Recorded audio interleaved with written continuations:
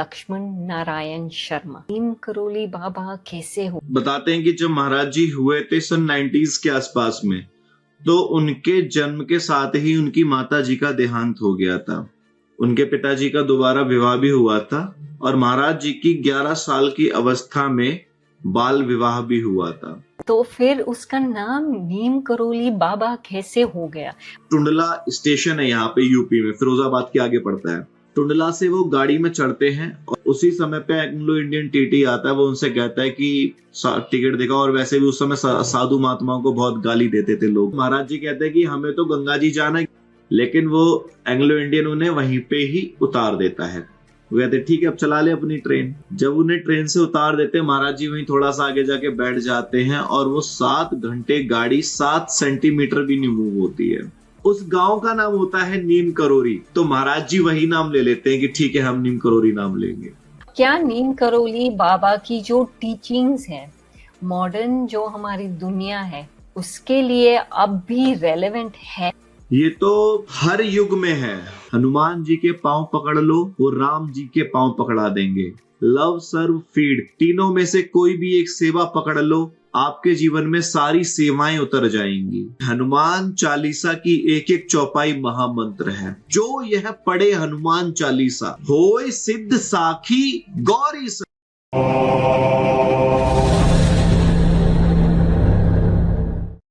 नीम करोली बाबा के बारे में बहुत कुछ सुना था। फिर मैंने बात की शिवराम दास जी के साथ। उन्होंने नीम करोली बाबा पे बहुत रिसर्च किया हुआ है। तो चलो सुनते हैं बात शिवराम दास जी की नीम करोली बाबा पे। नमस्ते शिवराम दास जी, कैसे हैं आप? नमस्ते श्रुति जी, एकदम अच्छे। आप कैसे हैं?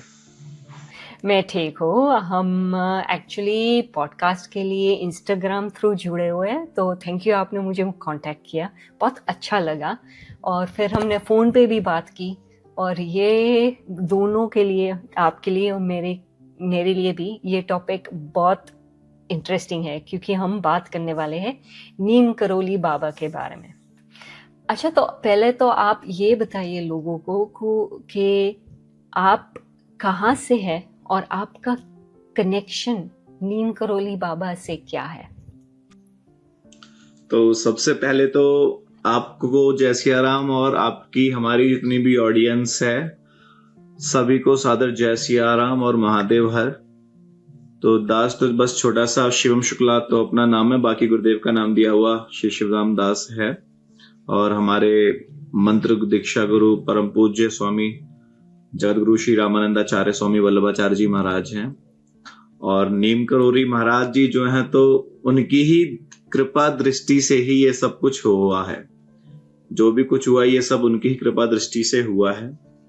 और महाराज जी जो हैं, हमारा पड़ता है आपका डिस्ट्रिक्ट मैनपुरी, हम वहां से बिलोंग करते हैं। तो महाराज जी का जो जहां उन्होंने तपस्याएं सब कुछ की, तो वो हमारे नियर बाय है, और इसी बारे में हम आगे और चर्चा करेंगे। और सबसे पहले अपन शुरू करना चाहेंगे एक छोटी सी प्रार्थना से। ये तो इंट्रोडक्शन था, छोटी सी प्रार्थना है कि श्री सीतानाथ समारंभाम श्री रामानंदा आर्य मध्यमाम अस्मदाचार्य पर्यंतम वंदे श्री गुरु परंपराम ब्रह्मानंदम परम सुखदम केवलम ज्ञान मूर्तिम द्वंद्वातीतम गगन सदृश्यम तत्मस्यादि लक्ष्यम एकम नित्यम विमल मचलम सर्वदे साक्षी भूतम भावातीतम त्रिगुण रहितम सद्गुरुम तम नमामि। ओम गंगुरवै नमः, ओम गंगुरवै नमः, ओम गंगुरवै नमः। गौरांगम रसमयम नित्यम रसाचार्यम रसोत्सुकम श्री रामकृष्ण देवक्यम सद्गुरुम प्रणमाम्यहम्। जय जय जय हनुमान गोसाई, कृपा करहु गुरुदेव की नाई। सादर जय सिया राम जी।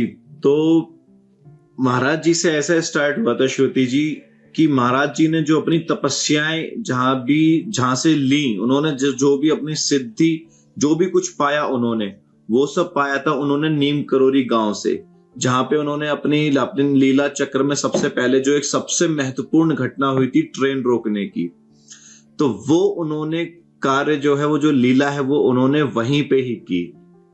और उसके ही साथ में जितनी भी और लीलाएं हुई, उन सबका प्रादुर्भाव सब कुछ वहीं से ही हुआ, नीम करोरी गांव, जो कि आपका फर्रुखाबाद डिस्ट्रिक्ट में है। और वहां पे बताते हैं कि बौद्धों के भी कुछ वहां पे स्तूप्स बने हुए हैं संकीसा नाम से, नीम करोली के पास। तो बताते कि महाराज जी वहां जा रहे थे, लेकिन एकाएक उनको क्या आया कि वो वहां ना जाके वहां चले गए, नीम करोली गांव। पहले तो वो एक जंगल था, लेकिन अब तो वो पूरा प्रॉपर गांव है। जब उन्होंने ट्रेन रोकी थी तो वो वहां पे पूरा जंगल था। जी, तो आप मुझे ये बताइए, वो नीम करोली बाबा तो थे नहीं बचपन से, उसका नाम था लक्ष्मण नारायण शर्मा।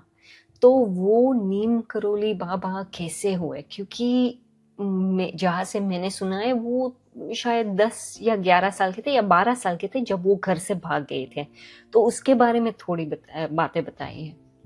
जी, महाराज जी का नाम तो श्री लक्ष्मण दास शर्मा था बचपन से ही। और बताते हैं कि जब महाराज जी हुए थे सन 90s के आसपास में, तो उनके जन्म के साथ ही उनकी माता जी का देहांत हो गया था। उनके पिताजी का दोबारा विवाह भी हुआ था और महाराज जी की 11 साल की अवस्था में बाल विवाह भी हुआ था। और 11 साल की अवस्था में ही विवाह जब हुआ उनका, बाल विवाह, उसके बाद ही उन्होंने अपने घर को त्याग दिया। इसमें एक महत्वपूर्ण घटना यह है कि जितना हम लोगों ने पता किया और जितना हमको जानने को मिला, तो आप सिर्फ उतना ही जान सकते हैं जितना वो आपको जनवाना चाहेंगे। सो जाने हो जो देहु जनाई, और जिसको जनवाना चाहेंगे बस। तो बताते हैं कि महाराज जी का जो जन्म स्थान है फिरोजाबाद अकबरपुर गांव, उसके आगे आपका एक ये मैनपुरी और एटा के पास का एक कोई एरिया है, वहां पे कोई मेला लगता है, पहले लगा करता था। वहीं पे ही गुप्त हनुमान जी का कोई एक छोटा सा मंदिर था कहीं पे, जो किसी संत ने, महाराज जी जब वहां उस मेले में जाते हैं तो वो उनको बताते हैं कि तुम्हारा जन्म इस कार्य के लिए नहीं हुआ, तुम्हारा जन्म लोक कल्याण के लिए हुआ है। हाँ, लेकिन वो तो जब बच्चे थे तब से ही वो तो बहुत मेडिटेशन भी करते थे। बहुत हनुमान जी को बहुत उसके बारे में सोचते थे वो जब छोटे थे तब भी। तब मुझे शायद लग रहा है कि उसके जो पापा थे तो वो बहुत नाराज हो जाते थे।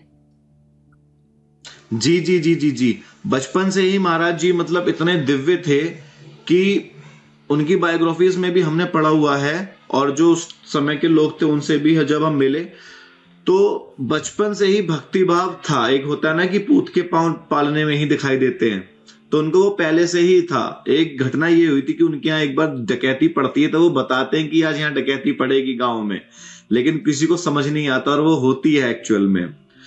तो भक्ति भाव, योग, ध्यान, साधना वो बचपन से ही करते थे। लेकिन जिस तरीके से हनुमान जी को जब जामवंत जी याद दिलाते हैं कि राम काज लगी तब अवतारा, सुनत ही वह पर्वताकारा, तो ऐसे ही एक महापुरुष ने महाराज जी को बताया। हनुमान जी तो पहले से ही बलशाली थे, लेकिन उनको जब याद दिलाया कि तुम्हारा जन्म क्यों हुआ है, तो ऐसा ही महाराज जी के साथ हुआ, ऐसा ही आपके और हमारे जीवन में भी होता है। कई बार एक होता है ना, गाइडेंस की जरूरत होती है लाइफ में। हम मोल नहीं समझ पाते अपना भी, कि हमारी जहां पे वैल्यू ज्यादा है हम वहां होते नहीं है, जहां वैल्यू कम होती है वहां होते हैं, और लगता है कि नहीं हमारी कोई वैल्यू नहीं है। तो ऐसा नहीं है, it's a matter of place कि आप कहां पर हैं उस समय। तो महाराज जी को जब उन महात्मा ने याद दिलाया, उनको याद आया, उसी समय वो वहां से अपना घर को जो है वो त्याग के चले जाते हैं। और उसके बाद में वहां से त्यागने के बाद वो आपका गुजरात जाते हैं। कितने साल थे गुजरात वो? गुजरात वो करीब 5 से 6 साल गुजरात में रहे। और हमने काफी रिसर्च किया महाराज जी के ऊपर, तो वो 5 से 6 साल गुजरात में थे। और आपका वहां पे एक बबनिया धाम जगह है गुजरात में। तो अभी महाराज जी का वो टेम्पल 1-1.5 साल 2 साल हो गया है, तो वो टेम्पल अब जाके बन के तैयार हुआ है। जितने भी महाराज जी के डिवोटीज हैं सबने मिलके वो किया है, ट्रस्ट ने। और उसके पास में ही तालाब है जिसमें वो तपस्या करते थे। वहां पे कोई एक गुरुकुल भी था जहां पे उन्होंने बेसिक शिक्षा अपनी एक गुरुकुल में जाके ली। और गुरुकुल छोड़ने के 3 साल बाद उसके बाद उन्होंने 2 साल 2.5 साल उस तालाब में खड़े होकर तपस्या की और वहां पे वो तलैया बाबा के नाम से विख्यात हुए। ओके, तो फिर उसका नाम नीम करोली बाबा कैसे हो गया? अब हम तो जानते हैं कि ये ट्रेन की घटना क्या है, क्या वो ट्रेन की घटना की वजह से? और लोगों को ये बताइए वो घटना थी क्या? तो जब महाराज जी का नाम तलैया बाबा हुआ, वहां पे उन्होंने कई दिव्य लीलाएं की। उसके बाद में उनको पता था कि देखिए क्या होता है कि श्रुति जी, महापुरुष ना, साधु कभी एक जगह ठहरता नहीं है। साधु हमेशा विचरते रहते, हमेशा चलते रहते हैं। इसीलिए वो साधु में साधुत्व का भाव, संत में संत का भाव आ जाता है। एक नदी का पानी फ्रेश इसलिए होता है क्योंकि वो निरंतर उसकी जलधारा चलती रहती है, निरंतर।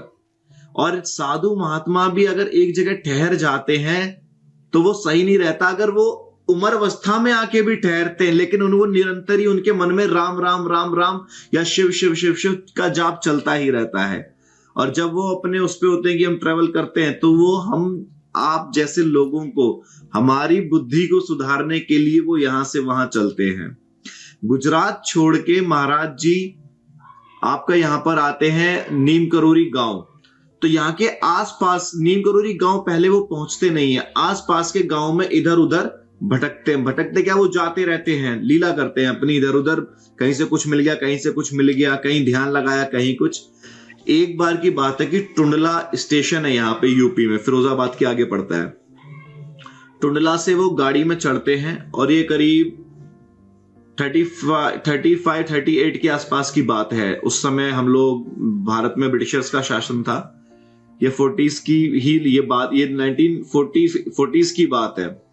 तो क्या होता है कि महाराज जी जाते हैं, अपने कुछ 2-1 उनके साथ डिसाइपल होते हैं, तो वो ट्रेन में चढ़ते हैं। और उसी समय पे एंग्लो इंडियन टीटी आता है, वो उनसे कहता है कि टिकट दिखाओ। और वैसे भी उस समय साधु महात्माओं को बहुत गाली देते थे लोग, तो वो वैसे ही बोलता है। तो महाराज जी कहते हैं कि हमें तो गंगा जी जाना है, क्योंकि फर्रुखाबाद जो डिस्ट्रिक्ट है आपका, वहां पे फतेहगढ़ जो उसका तहसील है, वहां पे गंगा जी हैं। तो वो गंगा स्नान को जाते हैं, लेकिन वो एंग्लो इंडियन उन्हें वहीं पे ही उतार देता है।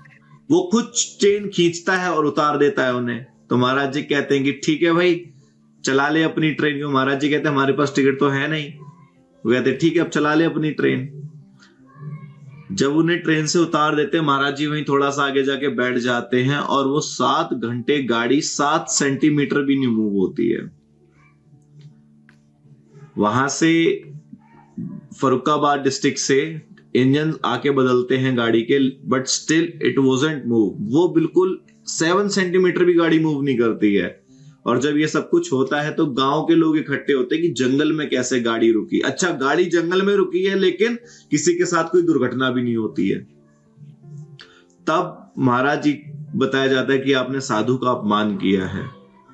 उसके बाद जब क्षमा याचना सब करते हैं, तब महाराज जी कहते हैं कि ठीक है, लेकिन हमारी कुछ शर्तें हैं कि यहाँ पे एक रेलवे प्लेटफॉर्म बनेगा, और कोई भी हमारे यहाँ आएगा तो उससे आज के बाद टिकट नहीं लोगे। तो आज आप कभी भी अगर नीम करोरी जाएंगे ट्यूसडे, तो टिकट नहीं लेते हैं, वहां पे टिकट चेक नहीं करते हैं, आप जा सकते हैं ऐसी। और महाराज जी का नाम लक्ष्मण दास शर्मा था, लेकिन गांव वालों के कहने पर, और महाराज जी का भी एक लीला थी, तो महाराज जी उसी गांव में रुक जाते हैं, वहीं पे एक गुफा का निर्माण करते हैं, और वहीं पे अपनी ध्यान साधना तपस्या जो आगे की जर्नी होती है उसको वहीं से ही, उसका बीज वहीं से ही अंकुरित करते हैं। उस गांव का नाम होता है नीम करोरी। तो महाराज जी वही नाम ले लेते हैं कि ठीक है, हम नीम करोरी नाम लेंगे।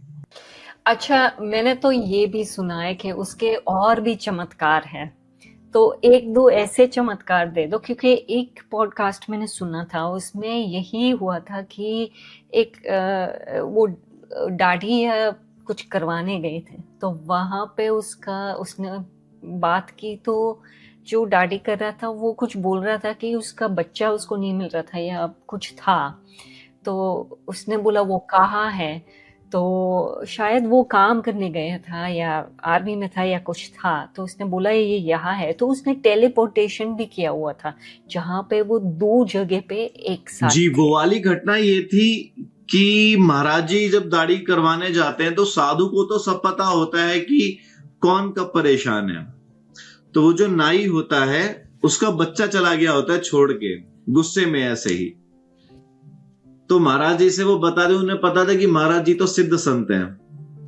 तो महाराज जी वहां पे आधी दाढ़ी बनी होती है और उसी समय कहते हैं कि अभी रुक जा, अभी हम आ रहे हैं, लघु शंका करने जा रहे हैं। तो महाराज जी चले जाते हैं थोड़ी देर को और फिर अपनी लीला के द्वारा, देखिए ये भी क्या है, ये एक सिद्धि होती है कि वो सशरीर वहीं पे ही लेकिन दूसरा शरीर उनका दूसरी जगह है। वो वहां पहुंच के उनके बेटे को लेकर आते हैं कि जा घर पे तेरे पिता परेशान हैं। तो ये घटना ये थी। इसके साथ में महाराज जी की इतनी लीलाएं हैं श्रुति जी, बहुत लीलाएं हैं, बहुत। और उसका जीता जागता उदाहरण आपके सामने बैठा हुआ है। हमारे पास भी लाइफ में बहुत इंसिडेंट्स हैं। और जितने भी भक्त हैं महाराज जी के, क्योंकि महाराज जी हमेशा कहते थे कि हम शिष्य नहीं भक्त बनाते हैं। आई डोंट मेक स्टूडेंट्स और वो आई मेक माई भक्ट्स। तो वो हमेशा भक्त बनाते थे, शिष्य उन्होंने कभी किसी को नहीं बनाया। तो और भी ऐसे घटनाएं होंगे तो वो भी हमको बता दीजिए, अच्छा वाला। क्या हुआ था कि जब हमने अपनी लाइफ में फर्स्ट टाइम वृंदावन विजिट किया, फर्स्ट टाइम, सो महाराज जी के पास हम मिलने गए। वृंदावन पहले हम जाते थे लेकिन फर्स्ट टाइम हम जब महाराज जी के पास स्पेशल गए थे तो उस समय पे क्या हुआ कि पूरे वृंदावन की हमने परिक्रमा की और सब कुछ किया। हमारे साथ में एक अपना मित्र भी था। उस समय पे क्या हुआ कि सारे होटल्स, धर्मशाला सब कुछ क्लोज हो गया, सब कुछ बंद हो गया, कुछ था नहीं। और रात में काफी करीब 11:30 हो गए थे। सो हम लोग तो बाइक से गए थे। क्या हुआ, अब हम परेशान हुए और ठंड का टाइम कि अब हम रुकेंगे कहां, कोई मंदिर भी नहीं खुला, आश्रम का सब कुछ बंद। लेकिन जब महाराज जी के हम वहां पे मंदिर के सामने पहुंचे, अच्छा भोजन प्रसादी जो हमने रास्ते में पाली थी, अपना भोजन लेके गए थे, तब हमने महाराज जी से बोला कि महाराज जी, और वो दिसंबर का महीना लास्ट का, और इतनी ठंड थी उस टाइम पे, तो सबको पता ही है यहाँ पे इंडिया में तो बहुत ठंड होती है दिसंबर में, स्पेशली दिल्ली वृंदावन में बहुत। तो यकीन नहीं मानेंगे, जब ये बात चली रही थी तो मंदिर से थोड़ी सी दूरी पे आके एक झोपड़ी थी, किसी ने अपना कुछ शिविर लगा रखा था छोटा सा। तो हमने मुझसे कहा कि यार ये यहाँ पे दिख तो रहा है, चलो देखते हैं, इनसे बात करके यहाँ पे रुक जाते हैं। और जब हम वहां जाते हैं तो वो शेड पूरा खाली, वो शेड पूरा खाली, उसमें बकायदा तखत लगा हुआ है, गद्दे हैं, 2 रजाइयां भी रखी हुई हैं, पानी का थर्मस रखा हुआ है, और वो प्रॉपर, मतलब उसके अंदर हमें ठंड भी नहीं लग रही है।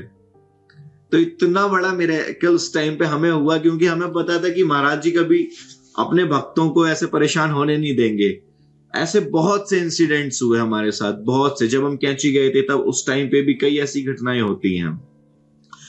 पुरानी घटनाएं महाराज जी की ऐसी हैं। एक बार, एक आपने शायद कंबल वाली घटना सुनी हो कि एक दंपत्ति है, उनके यहाँ पे क्या कहते, एक वो दंपत्ति होती है, उनका बेटा फौज में गया होता है बांग्लादेश बॉर्डर पे, तो वो वापस नहीं आता है। तो महाराज जी एक दिन उनके घर जाते हैं रात में, तो थोड़ी शॉर्ट में बताते हैं, घर जाते हैं, उनके यहाँ भोजन प्रसाद खाते हैं और रात भर कराते रहते हैं जैसे बीमार हो और ऐसा कुछ हो। लेकिन जब सुबह 4 बजे उठते हैं प्रातः वेला में, तो वो कंबल लेते हैं और दे देते हैं, कहते हैं कि जाओ 1 महीने बाद तुम्हारा बेटा आ जाएगा, और कंबल गंगा जी में प्रवाह कर दो। ये फरुखाबाद की ही, फतेहगढ़ की घटना है ये। तो कहते हैं कि ठीक है, कंबल खोल के मत देखना। इससे हमें भी ये पता चलता है कि जब संत अगर कोई बात कह रहा है तो भगवान की वाणी अमेट हो सकती है, लेकिन अगर संत ने कोई एक बात कह दी श्रुति जी, तो वो अमेट नहीं हो सकती। भगवान को वो पूरा करना पड़ेगा, भगवान उसको पूरा करेंगे। वो जाते हैं, ये सब कुछ करते हैं, और ठीक 1 महीने बाद उनका बेटा घर वापस आता है। और जब बात चल रही होती, परिवार में बैठ के बताते हैं कि हमारी यूनिट के सारे लोग मारे गए और ये सब हुआ। तो वो जिस रात को ये सब हुआ था, वो वही रात थी जिस दिन महाराज जी वहां पे थे। वो दंपत्ति आज भी है। और रिसेंट में क्या हुआ था, अभी प्रयागराज जब हम गए थे कुंभ में, तो 7th चर्च लेन, जहां पे सुधीर मुखर्जी जो थे, प्रोफेसर सुधीर मुखर्जी, दादा मुखर्जी के नाम से, जो महाराज जी के साथ रहे, तो उनका घर वहीं पे ही 7th चर्च लेन में है जहां वो रहे। तो उन्होंने वो घर, उनके यहाँ पे एक लोग आते जाते रहती थी, माता जी और बाबूजी थे, तो वो घर अब उन्होंने उनको ही दे दिया है रहने के लिए। क्योंकि जैसे ही दादा मुखर्जी गए, फिर उनकी पत्नी गई, और बाद में जो दीदी थी वो भी जब चली गई, तो वो वहां पे दंपत्ति रहती है, उनको घर दे दिया, वो लोग रहते हैं। आज भी उस घर में वो कमरा है जहां पे महाराज जी आके रुकते थे, और हमने खुद आज भी उस घर में महाराज जी के फुटप्रिंट्स छतों पे और दीवार पे हैं आज भी। और वहां पे जो माता जी हैं उनसे बात होती है, तो हमने उनसे पूछा था ये कब है, तो बताती हैं कि बेटा ये फुटप्रिंट्स ऑटोमेटिक ही बने हुए, 2 जगह पे फुटप्रिंट्स हैं वो ऑटोमेटिक बने हुए हैं, और कभी कभी बनते हैं और फिर कुछ दिन बाद गायब हो जाते हैं। तो छत पे ऐसे कौन फुटप्रिंट्स बना सकता है, दीवार पे कौन बना सकता है? वो भी सब सेम होते हैं, और वो वही हैं जैसे महाराज जी के हम देखते हैं फोटोज में। संत हमें कभी छोड़ के जाते ही नहीं, श्रुति जी, संत कभी छोड़ के नहीं जाते, संत हमेशा यहीं पे ही रहते हैं। तो कहते हैं ना कि क्या कहते हैं, भगवान प्रेम से प्रकट, हरि व्यापक सर्वत्र समाना, प्रेम ते प्रकट भय अब मैं जाना। तो भगवान प्रेम से प्रकट होते हैं, संत महापुरुष प्रेम से आते हैं। बात सही है। नीम करोली बाबा के शिक्षण का मुख्य संदेश क्या था? वो हमेशा ये कहते थे, लव सर्व फीड, सबको प्यार करो, सबकी सेवा करो, और भूखे को खाना खिलाओ, भोजन खिलाओ, और ये तीनों करो। ये जैसे 3 चीजें हैं, ये 3 मोती हैं, लेकिन ये तीनों मोती एक धागे में पिरो, जैसे माला होती है एक धागे में पिरो। तो माला को आप ऐसे समझिए कि आपके उसमें अलग अलग कर्म हैं, लेकिन वो एक धागा जो होता है भक्ति का, वो धागा होता है राम के नाम का। वो ये कहते थे कि आप तीनों कार्य करिए बस, लेकिन राम को रख के करिए। हमेशा राम राम, आप सीताराम सीताराम जपते रहिए। इस धागे को पिरो के आप जो मोती अपने करेंगे, तब वो ज्यादा फलित होगा। तो हमेशा इतना कि आप सबको प्रेम करिए, सबके प्रति करुणा भाव रखिए। क्योंकि देखिए, अगर आपके मन में करुणा ही नहीं है किसी के लिए भी, चाहे वो मानव हो, चाहे वो कोई अदर जीव जंतु हो, कोई भी हो, आपको हमेशा उसके लिए करुणा रखनी चाहिए। करुणामयी कौन है? करुणामयी हमारे भगवान राम है। करुणा निधान, अकारण करुणा वत्सालय, कौन? भगवान राम। माता सीता हमेशा करुणा निधान कहती थी प्रभु श्री राम को। तो महाराज जी ने क्या बोला? लव। लव माने करुणा, प्रेम। जब आप प्रेम करेंगे ना, वो कहते हैं कि हम जैसा देखना चाहते हैं, अगर आप हम काला चश्मा पहनेंगे तो हमें सब काला दिखाएगा। जब आप प्रेम का चश्मा पहनेंगे तो आपको सब में भगवान दिखाई देंगे आपके। उनकी सेवा आप कैसे सेवा कर सकते हैं? कैसे भी करिए, चाहे आर्थिक रूप से, चाहे सामाजिक रूप से, चाहे धार्मिक रूप से, किसी भी तरीके से आप जैसे भी कर सकते हैं वैसे करिए। और भोजन सबसे महत्वपूर्ण है, भोजन। क्योंकि देखो, कोई भी अगर आप कार्य करेंगे इस कलयुग में, हर कोई योगी नहीं है जो अपने आप को रोक लेगा इस श्रद्धा से। भोजन जो एक है उससे, वो खाली महात्मा लोग कर पाते, हम और आप नहीं कर सकते। तो भोजन तो बहुत नेसेसरी है। कैसे भी हो आप भोजन खिलाइए, कोई भी जरूरतमंद हो, जीव जंतु, अरे जीवों की सेवा करिए आप, सब कुछ आपको रिटर्न में मिलेगा। तो ये थी महाराज जी की 3 बेसिक, और वो हमेशा कहते थे कि आप राम राम जपा करिए।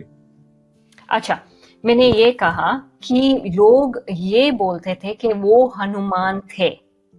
अच्छा हनुमान जी तो आए ही राम के लिए थे, क्योंकि अभी बताया था ना, राम काज लगी तब अवतारा, सुनत हूं बहु पर्वत आकारा। तो हनुमान जी तो राम, और राम नाम सुनबे को रसिया। अच्छा, राम ही क्यों? हनुमान जी कौन है? हनुमान जी हैं भगवान भोले शंकर के एकादश रुद्र अवतार। भगवान शंकर के 10 रुद्र हुए, उसमें से जो 11वां रुद्र है हनुमान जी, और हनुमान जी भगवान शंकर के आत्म पुत्र हैं। पवन देव वो शक्ति को लेके जाते हैं, माता अंजनी के गर्भ में कान के द्वारा धारण करवाते हैं और तब हनुमान जी आते हैं। और हनुमान जी भगवान राम के प्रति इसलिए भी क्योंकि हनुमान चालीसा में गोस्वामी तुलसीदास जी ने क्या लिखा है, तुम मम प्रिय भरत सम भाई, तुम मुझे कैसे प्रिय हो जैसे मुझे भरत प्रिय है। जिस समय पे श्रृंगी ऋषि ने जिस समय पे खीर आई थी, अग्निदेव ने जो खीर का पात्र दिया था दशरथ जी की तीनों रानियों को, तो उस खीर में एक हिस्सा जो माता कैकेयी को दिया था, उसके 3 हिस्से किए थे और तीनों जो 2 हिस्से किए थे, एक माता कौशल्या को, एक कैकेयी जी को, और दोनों ने अपने आधे आधे हिस्से में से सुमित्रा जी को दिया था। तो जो माता कैकेयी का हिस्सा था, उस हिस्से में एक कौवा उसी जिस समय वो उसे ग्रहण करने वाली होती है, उस समय पे एक कौवा उस हिस्से में से थोड़ी सी खीर भी लेके जाता है। ये भी एक लीला है, ये है स्टोरी। वो लेके जाता है और माता अंजनी जिस समय पे पर्वत पे तपस्या कर रही होती हैं, उस समय पे वो उनके हाथ पे, उनकी गोद में उस खीर को डाल देता है वो कौवा, और माता अंजनी उसको ग्रहण करती है कि ये मुझे भगवान ने ही प्रसाद भेजा है। तो हनुमान जी तो भगवान के एक तरीके से भाई भी हुए, और छोटा भाई जब है तो बड़ा भाई जो होता है वो एक पिता के समान होता है। तो राम जी का जितना काम किया सब हनुमान जी को ही करना था, इसलिए हनुमान जी आए।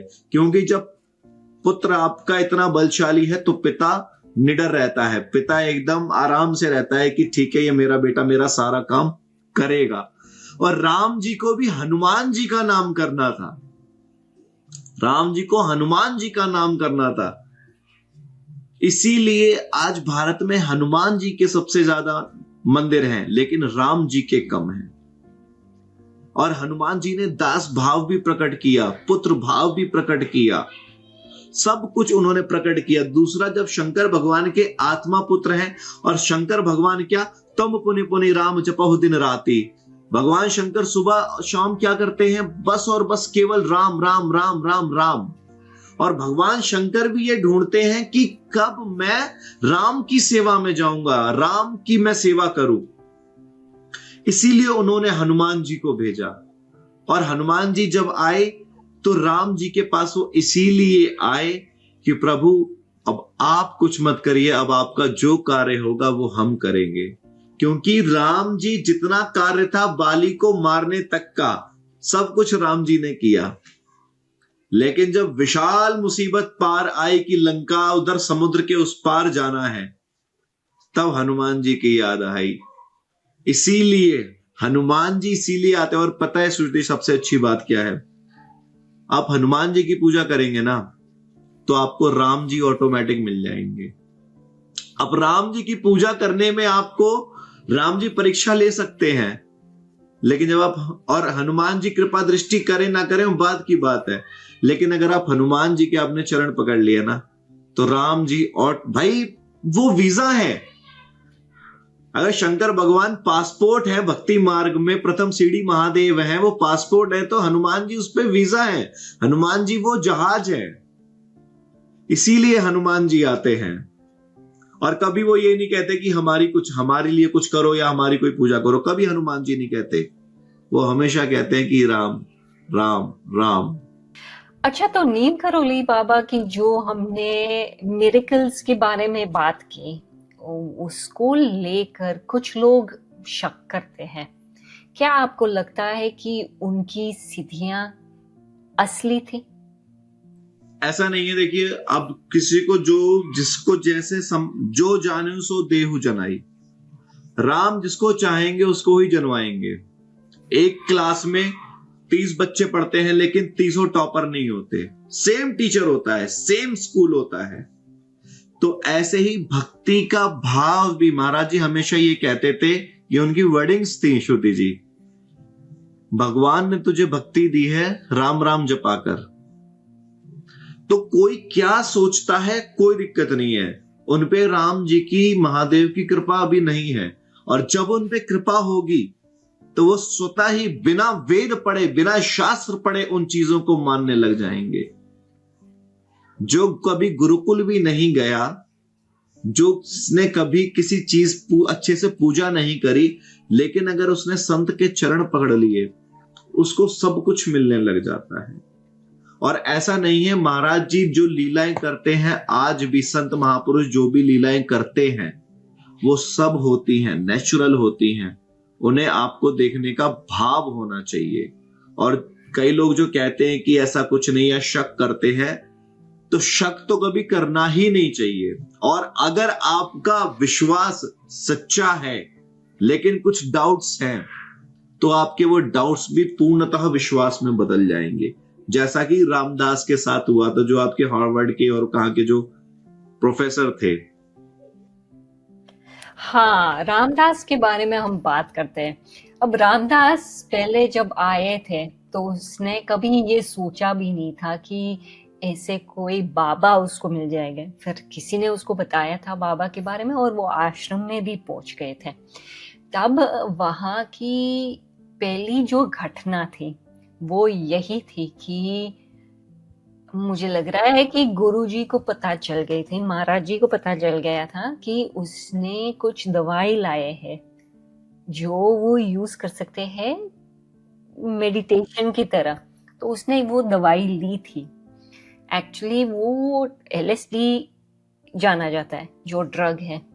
तो वो लेकर उसने दिखाया था रामदास को कि इसका असर कुछ भी नहीं है in the grand scheme of things, जहाँ पे मेडिटेशन की पावर कुछ और ही होनी चाहिए। तो रामदास जब ये एल्बर्ट वहां पहुंचे थे, तो ये बताते हैं उस टाइम LSD का इन्होंने काफी एडवर्टीजमेंट भी किया था, ये सब हुआ था वहां पे, और महाराज जी ने तो उनके सामने ही LSD ले ली थी।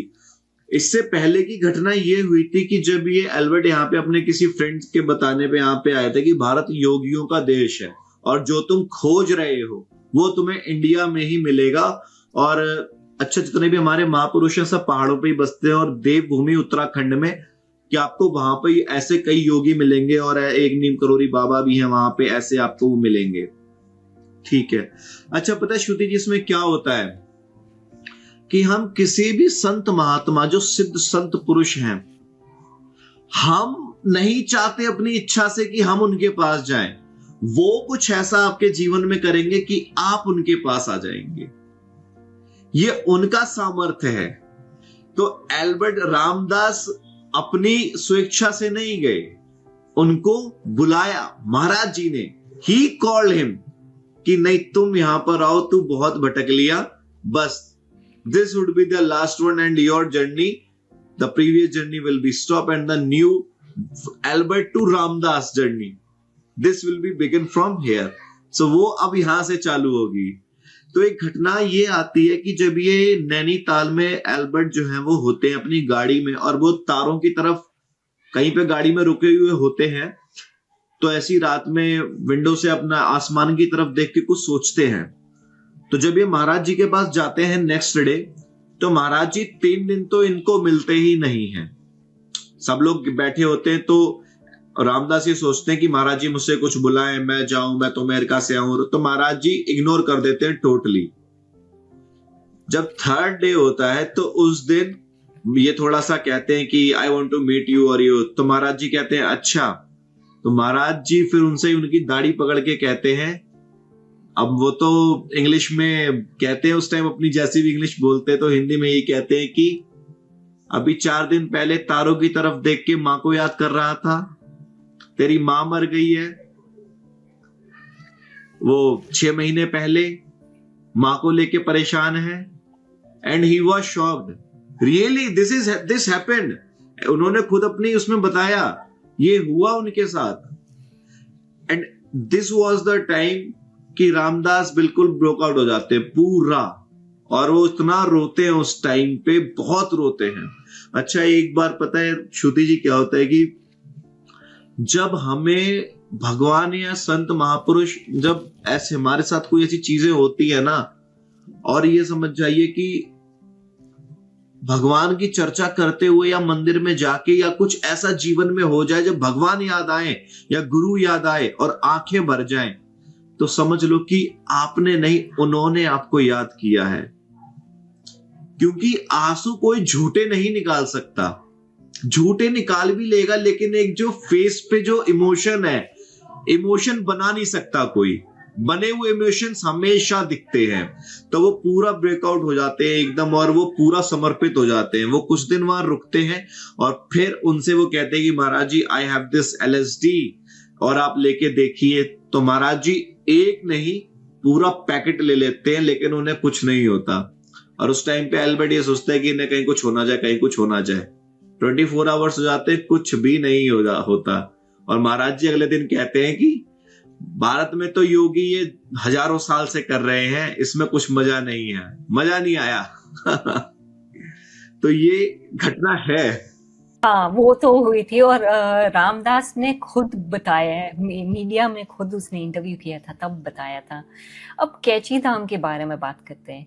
ये कैची धाम आश्रम जो है इतना विशेष कैची धाम क्यों आश्रम है? में श्रुति जी क्या हुआ था कि जिस समय पे नीम करोरी महाराज फरुखाबाद की जो नीम करोरी गांव था वहां से जब वो निकले, और जब ये यहाँ पे नीम करोरी आश्रम में थे, यहाँ पे ये 20-22 साल रुके, उसी समय पे इन्होंने कैची धाम के पास में आपका एक ये तिवारी जी हैं, आज भी उमाशंकर तिवारी उनका नाम है, तिवारी गेस्ट हाउस करके हैं। उनके पिताजी थे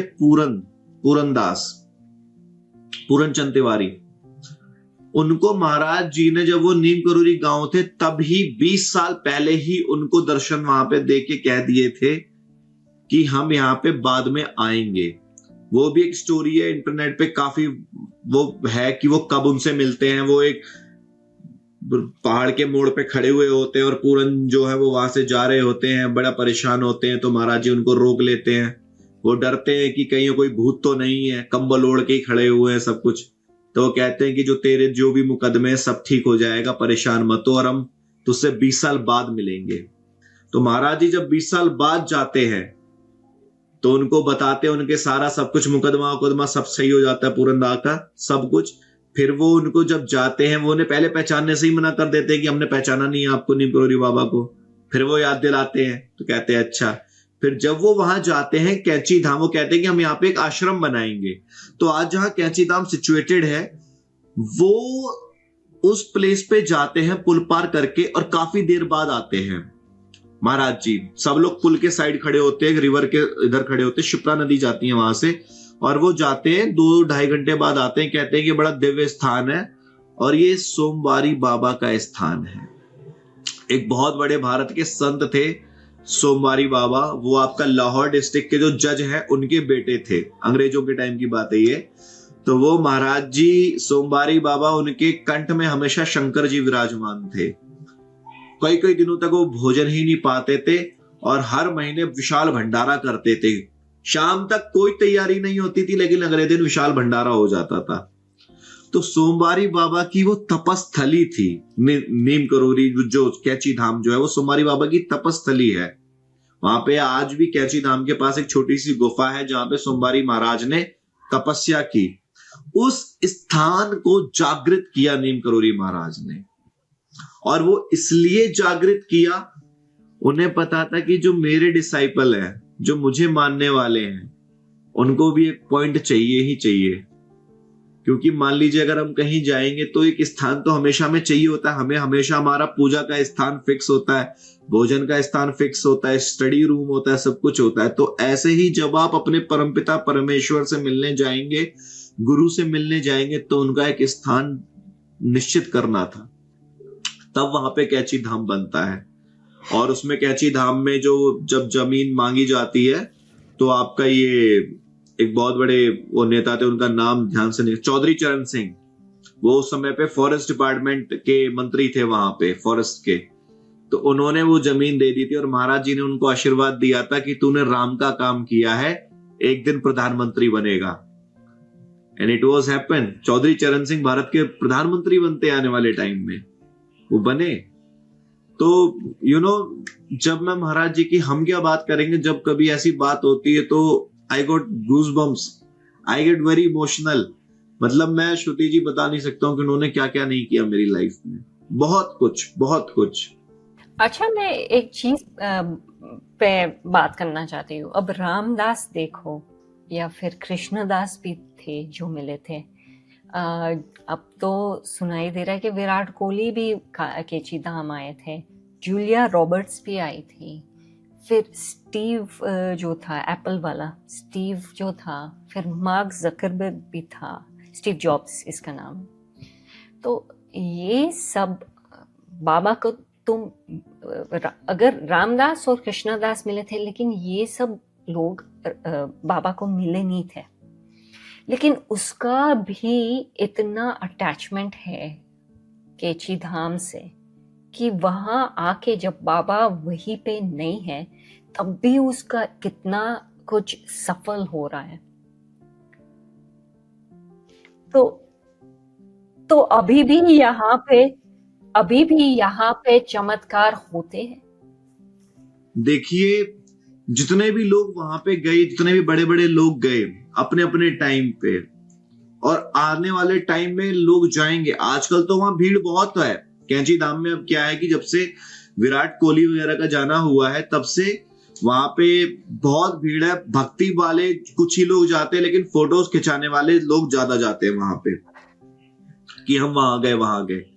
भक्ति वाले तो 1% या 0.5% ही होंगे बस, जिनको मिरेकल दिखता है। और कैंची धाम में हम श्रुति जी आपको बताएं कि कैंची धाम में जाके कोई ऐसा चमत्कार जादू टोना नहीं होता।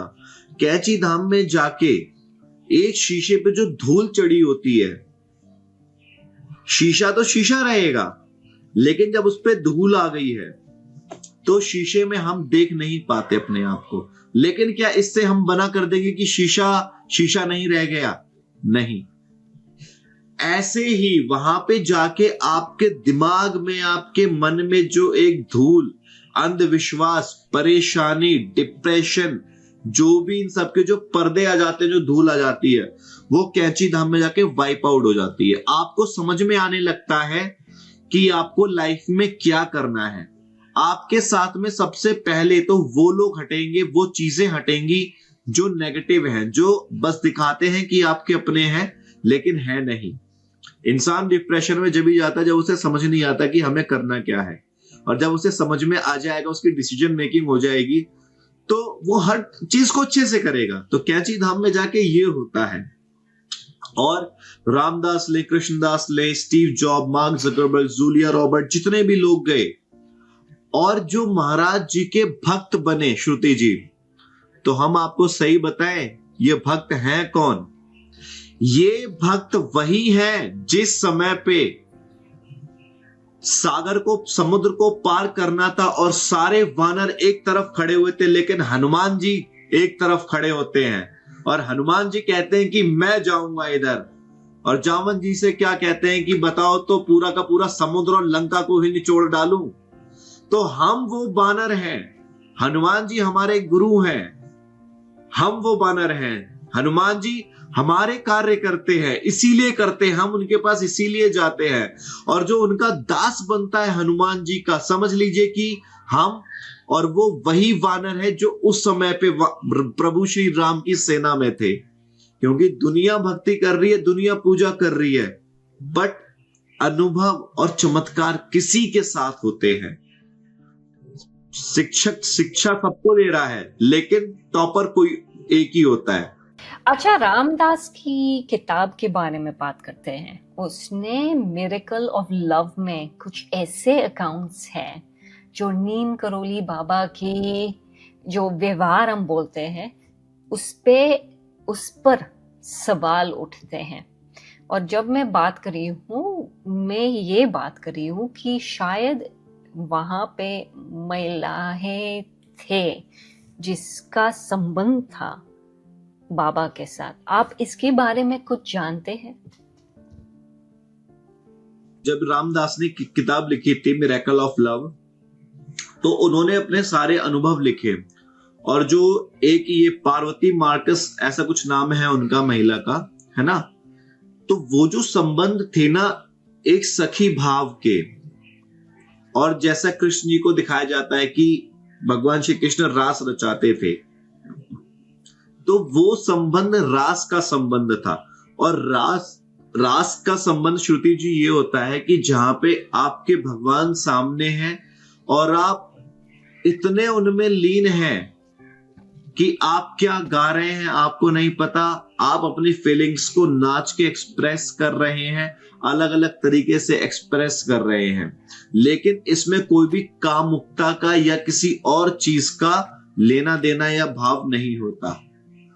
ये होता है जैसे हमारी माता जी हैं, जब हमारी माँ को हम पे जब कभी कभी जब ज्यादा प्यार आता है तो वो क्या करेंगी, बार बार भोजन के लिए पूछेंगी, भाई खाना खाया नहीं खाया, खाया नहीं खाया, खाया नहीं खाया। बाहर जाएंगे तो पैसे हैं कि नहीं, पैसे हैं कि नहीं, कहां पहुंचे, क्या है ना। अच्छा, शादी होने के बाद भी एक स्त्री भी यही करती है, एक वाइफ भी हस्बैंड के साथ ऐसे ही करती है, लेकिन वो वाइफ है और मां है। तो ऐसे ही वो महाराज जी की भक्त थी। तो वो वैसा उनका संबंध था, उनका उस तरीके का कोई संबंध नहीं था। और जो एक रास का संबंध होता है, जैसे भगवान श्री कृष्ण आज भी निधि वन में रास रचाते हैं, तो वो उस रास में यही होता है कि एक तरफ आपका भगवान बैठा है और उनके जितने भी चाहने वाले हैं, कोई गा रहा है, कोई नृत्य कर रहा है, कोई उनके सर की कोई मालिश कर रहा है, कोई उनको प्यार से भोजन पवा रहा है। तो ये संबंध होता है। तो उनके जो डिवोटीज का मानना है कि उनका व्यवहार कृष्ण और गोपी की संबंध जैसा था, लेकिन कुछ लोग इससे प्रॉब्लमैटिक मानते हैं। आपका इस बारे में क्या विचार है? जब उनका व्यवहार, उनका प्रेम कृष्णा और गोपी का हो गया, कृष्ण और गोपी का जब संबंध स्थापित हो गया, तो फिर इसमें प्रॉब्लमेटिक कुछ है ही नहीं। फिर तो ये लोगों ने जबरदस्ती ही बता दिया। अब जैसे मर्सिडीज बेंज है, मर्सिडीज गाड़ी खड़ी है, तो वो मर्सिडीज है। अब अगर मैं उसको जैगुआर बताऊं या उसको एरोप्लेन बताऊं तो वो हो नहीं जाएगा, वो सबको दिख रहा है। तो कृष्णा और गोपी का संबंध यही। अच्छा, गोपी का मतलब पता है, जरूरी नहीं है कि महिला ही हो। गोपी का मतलब होता है जो गोपाल में रम चुकी है। गोपाल वो जो गायों का पालन करने के लिए भगवान श्री कृष्ण यहां पर आए थे, इसलिए उनको गोपाल कहते हैं। और गोपी इसीलिए कहते हैं कि जितनी भी गोपियां थी और गोपी थे, सब गायों के दूध से जो भी बनाते थे वो श्री कृष्ण ग्रहण करते थे, वो भी गाय पालते, इसलिए उनको गोपी और गोपियां कहा गया। तो ये लीला थी, ये वो लीला नहीं है।